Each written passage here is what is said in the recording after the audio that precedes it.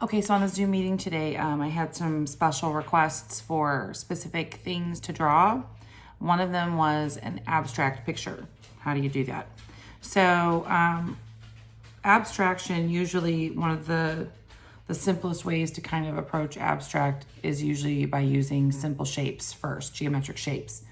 And then once you kind of gain a better understanding of what abstract is, it makes it a little bit easier to use organic shapes and stuff with it. So what I'm going to start with is just kind of trying to recreate a piece by Kandinsky, where he took his geometric shapes and constructed what kind of looks like a person. So I've put together a few things to help me make those geometric shapes. My son had a protractor at home, roll of tape. I can't find my ruler, so I'm going to use the edge of a postcard, and then my pencil eraser and Sharpie. That's pretty much all I need, unless I decide I want to put some color to it later. So I'm going to start with just the shape of the body. Actually, I'm going to just use, I think his protractor is probably big enough for me to make all the shapes I think I want to do. So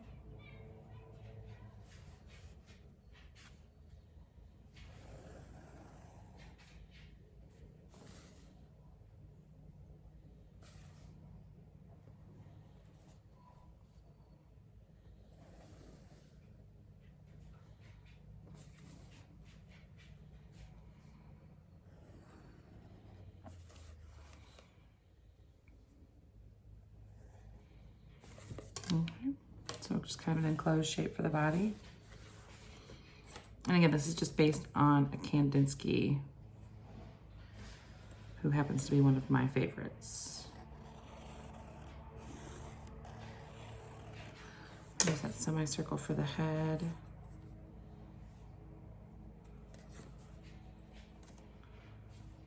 A lot of Kandinsky's pictures were based on music. His picture always makes me think of kind of a conductor.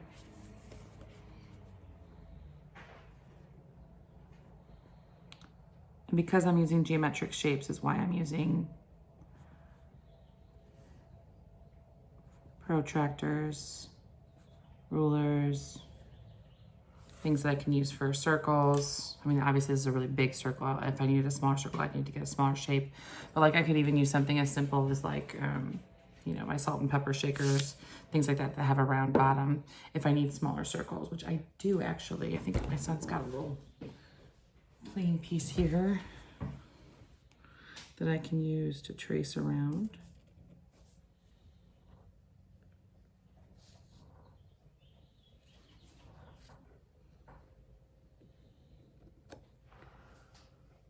Because freehanding circles is really hard.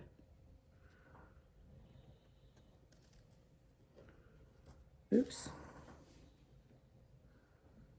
That's all right. I'll turn that into something. I got a little extra line there that I didn't want.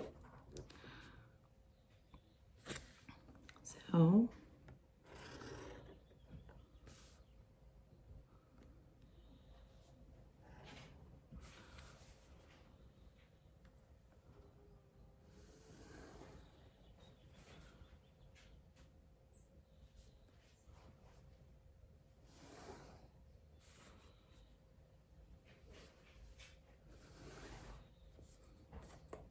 all right. I don't really have circle the right size for this part, so I'm just gonna do like that.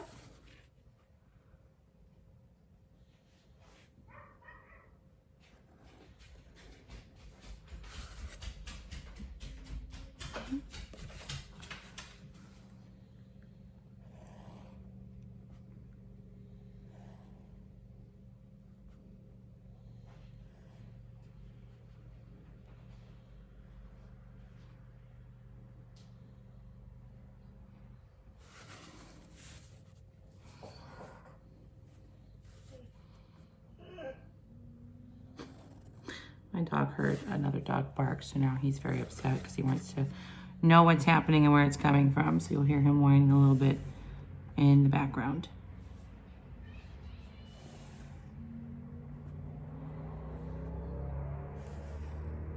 Got the windows open because it's a nice day. So a lot of extra sounds come in. I know.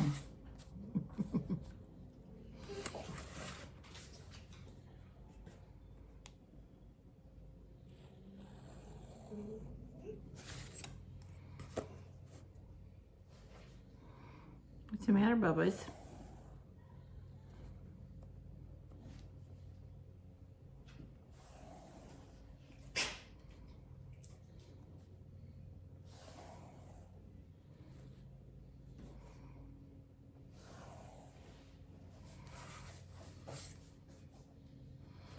Okay, I'm gonna turn this one into a triangle here.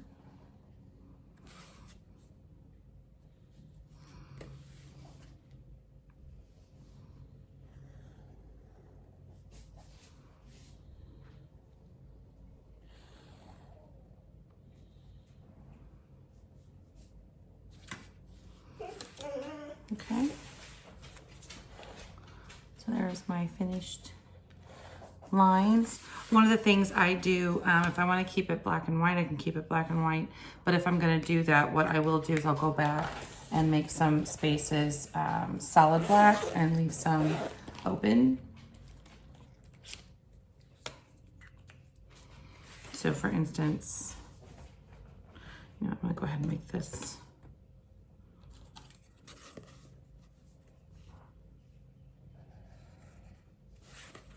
all right.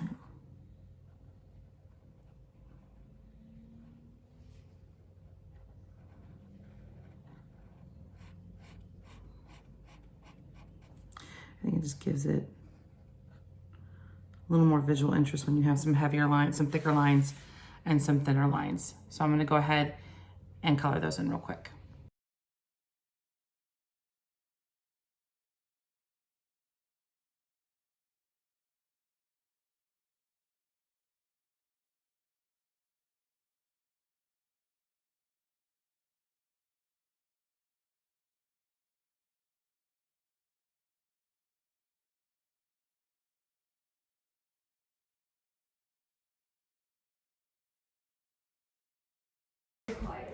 Okay, so I finished coloring in the part solid black that I want to color in, and this is my final piece. Let me move this up just a little bit so you guys can really see it. All right, and that is how to draw abstract using geometric shapes, straight lines, and then coloring in some spots. Solid black creates a really cool, visually interesting piece, and you can always go back in and add color if you want to. It doesn't just have to be black and white.